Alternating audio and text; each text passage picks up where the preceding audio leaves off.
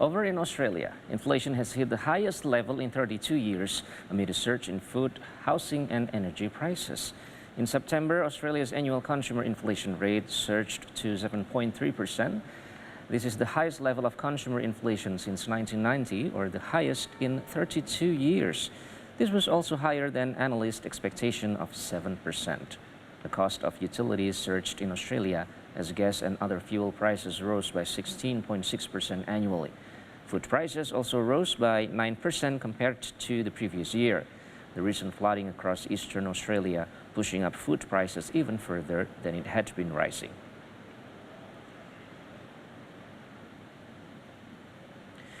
Meanwhile, the overall cost of non-discretionary items or essential goods and services that Australians cannot avoid spending rose by 8.4% annually, higher than it was in June.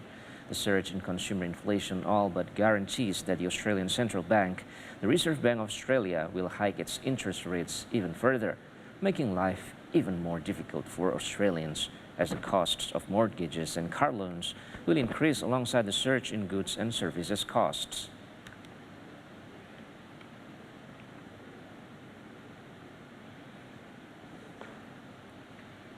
Australia's new government released plans on Tuesday for more spending on families, the elderly, defence and its Pacific neighbours as the country braces for an economic slowdown due to rising interest rates, inflation and disastrous floods. Treasurer Jim Chalmers delivered his centre-left Labor Party's first annual budget for the fiscal year that began in July. It is the first budget in 9 years by a Labor government and comes as Australia contends with unprecedented levels of debt that has mounted during the COVID-19 pandemic. Chalmers said that rising inflation was the primary influence on his economic blueprint. Inflation in Australia is forecast to peak at 7.75% by December and remain higher for longer than had previously been expected. To get the budget measures through Parliament, compromises may be required.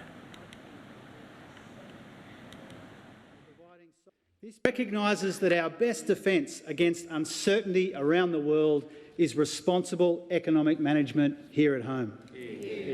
Speaker, we now confront the prospect of a third global downturn in a decade and a half.